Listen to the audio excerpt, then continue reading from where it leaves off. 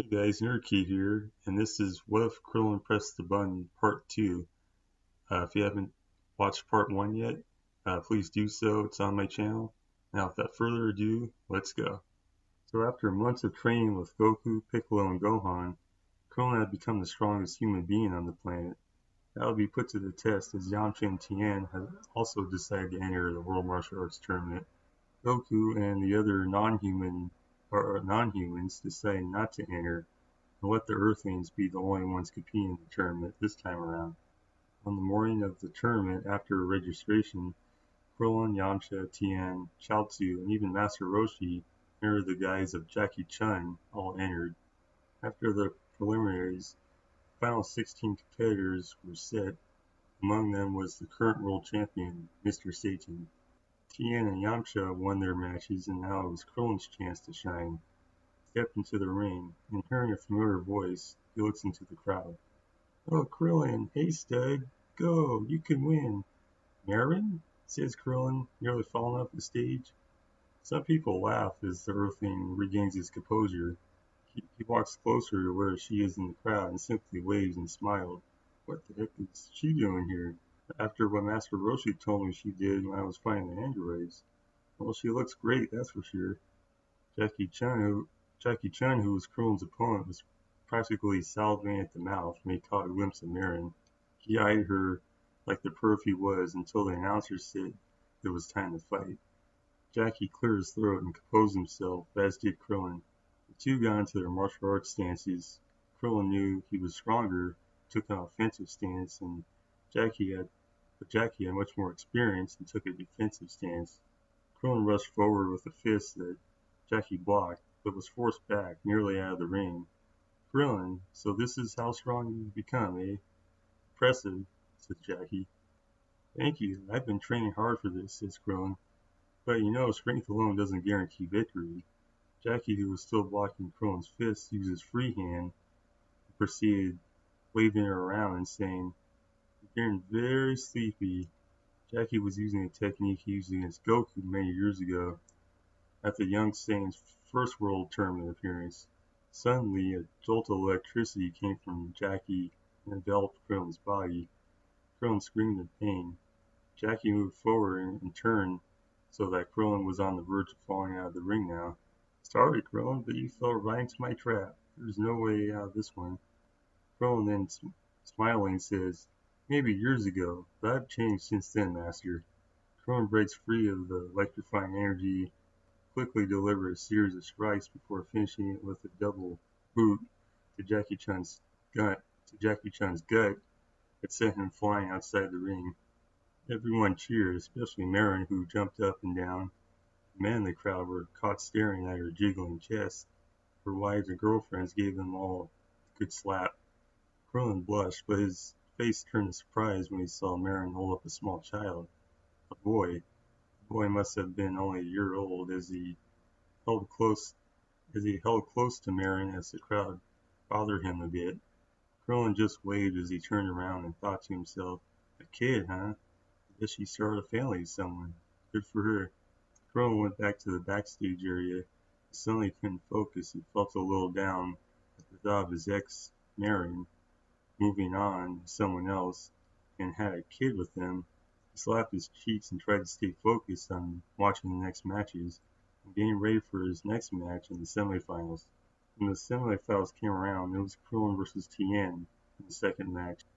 Marin was already cheering, as well as the Z-Fighters and Bulma, toddler Trunks in her arms from the crowd.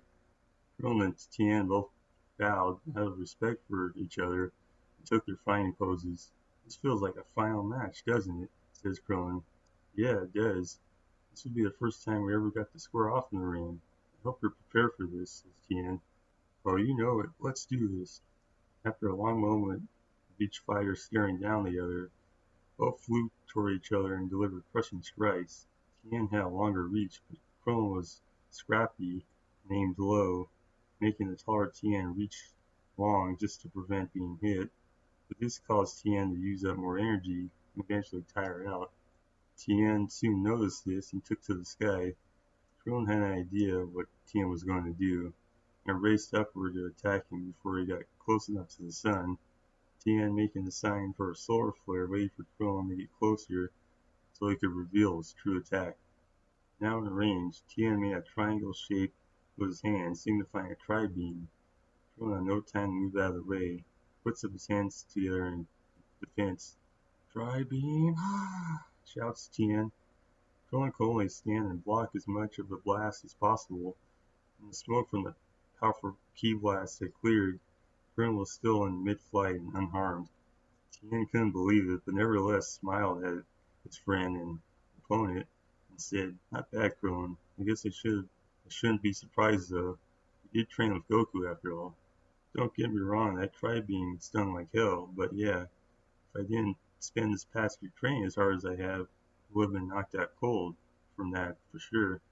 Don't forget, Krillin, I've been training hard for this too, and I'm not done yet.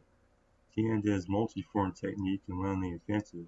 He attacked Krillin's blind spots and landed some blows, although they didn't do much damage, as doing the multi-form technique splits the user's power among them. Both fighters knew this, but Tien's strategy was to wear Krillin down, dealing with 3 of the forms, while Tien could gather his energy to deliver the finishing blow. But Krillin was no slouch, and he held off the forms as Tien gathered all of his power for another tri-beam. Krillin met him with a Kamehameha. The 2 fighters had an intense beam struggle that ended with Krillin overpowering Tien's blast. As Tien got blasted back, Krillin appeared behind him and gave him an overhand strike that knocked Tien down outside the ring. The match was over, and people were dumbfounded at what they saw, as was Hercule, who watched nervously. "Well, I don't know who these guys are, but they must be magicians or something, using all the smoke and mirror tricks," he said out loud. In his mind, though, he thought, "How the heck am I going to keep my title?" Krillin advanced to the final match against the reigning champion Hercule, who luckily avoided fighting any of the fighters by luck of the draw. Chaozu lost to Yamcha, who then lost to Tien. The 2 fighters met backstage during a brief intermission. Hercule approached the challenger and said, "Hey, can I talk to you for a second?" Krillin nodded as the champ came over. "Now, I don't know how you and that other guy did all that crazy stuff out there, but when you fight against me, you have to fight normal, alright?" "Normal?" says Krillin. "Yeah, no tricks." "Tricks? Honestly, that's just the way I fight. It's pretty normal for someone who was studying under Master Roshi like me and a few of my friends." Mr. Singh, looking surprised, said, "No way. The Master Roshi? I thought that old man passed away a long time ago. That's why he doesn't compete in tournaments anymore." "Well, actually, he's retired and very much alive. He's even in the crowd today." His interest growing, Hercule says, "I'll tell you what. If you throw the match, then I'll pay you double the prize money for winning the tournament. In exchange, I want just one thing." Krillin looked at him in anticipation. "To get the great Master Roshi's autograph." Krillin's eyes widened as he replied, "Really? That's it? Well, I could do that easy. Good idea." "Glad to hear it. Now, here's what I was thinking." Hercule whispers in his ear so that none can hear their conversation of his idea of how Krillin should throw the match. In agreement, the 2 martial artists are ready to enter the tournament ring. As Krillin gets into a fighting stance, Mr. Singh calls the announcer over and asks for his microphone. "I'd like to welcome you all for coming to see me this afternoon, as well as all the other fine competitors from around the world. Now, with that said, you little man," he points at Krillin, "you think you could just make it this far and using cheap tricks like illusions and mirrors to make it look like you can fly and shoot lasers from your hands like something out of a low-budget sci-fi movie. You'll never be a true martial artist like myself, and to prove it, I'll defeat you in a single blow. Ah!" After Hercule's proclamation, the ring announcer says, "Oh my, the world champion Hercule has just thrown down the gauntlet. How will our challenger respond? Let's find out." Krillin, realizing that Hercule was putting on an act similar to a pro wrestler trash-talking his opponent, plays along. "A single blow, huh? Don't make me laugh. I'll tell you what, since I'm such a nice guy, I'll let you have one free punch. What do you say, champ?" Krillin played the role of bad guy well. The crowd reacted to both fighters as Hercule answered the challenge with a signature double peace sign. "You're on, small fry." Krillin pointed at his chin as Mr. Stain put all of his power into his right arm and dashed forward. He delivered a rolling Hercule punch right to Krillin's cheek, but to Krillin, the punch was so weak that he sighed before flying backward and out of the ring.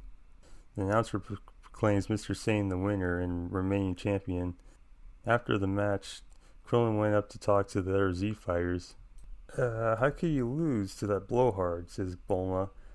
Something everyone else wanted to know as well. "Well, you see, it's like this." But just as Krillin was going to explain, Marin with child in arm walked up. "Oh wow, that was an exciting match, even though you lost," she says cheerfully. Thanks, Marin, it's been a while. I see you have your hands full there," he says, looking at the child in Marin's arms. "Oh yeah, this little guy keeps me busy," and she trails off. "What is it, Marin?" "I wanted to tell you something, but I don't want your friends to hear." Krillin looked at her quizzically and says, "Oh, okay, guys, if you don't mind." "Sure, you kids have a lot of catching up to do. We'll be over here," says Master Roshi. As everyone takes a walk toward the food vendors where Goku's prepared to order everything on the menu, Marin and Krillin are about to have a serious discussion. "Hey, so, you look great, Marin. You always did." "Aw, thanks. You look like the same handsome little guy you always did too," she says. Krillin blushes and says, Anyway, what did you want to discuss, Marin?" "Well, just that I'm sorry for the way things ended with us before. You know, me running off my other boyfriends, but none of them were good to me like you were." Krillin paused as Marin continued. "That's why I named my son Krillin Jr." Krillin didn't know what to say. He finally said, "So you named him after me, huh? Well, I'm honored. I know it's crazy, but his dad turned out to be a real jerk who left me alone after he found out that I was pregnant. So I named our little boy after you, the father he should have had."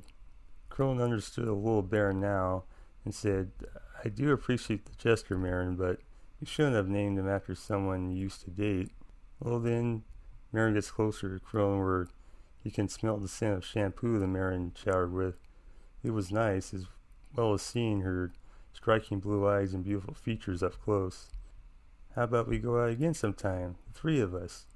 Marin holds up little Krillin Jr. gets excited. Krillin has no choice but to say yes, or "Yes, I'll go out with you." When Krillin went back to tell his friends about it, Bulma was the first to say, "I don't know about this, Krillin. Naming our kid after you when you're not even the father is a red flag if you ask me." "Oh, line up, Bulma. I think you must really care for Krillin to name her kid after him. It's a beautiful thing," says Master Roshi, who puts a hand on Bulma's backside. To that, Bulma responds with a smack to Roshi's head. Goku puts a hand on Krillin's shoulder and says, "I think you should go through with it. And if you don't feel right about it, then you should just end it there. But at least you tried. Goku, you always had a straightforward way of looking at things. Okay, I'll do it. If it doesn't work out, then at least I gave it a shot. What have I got to lose?" As Krillin and the others laughed and celebrated, Android 18 watched undetected from a distance. Even as she plotted her eventual revenge for him killing her, she felt a bit of jealousy when seeing how Marin acted towards him. Alright guys, I think I'm going to end part 2 there. Stay tuned soon for part 3. And if you haven't watched part 1 yet, please watch part 1, and then this video, part 2, and then the next one will be the final one, part 3. See you next time.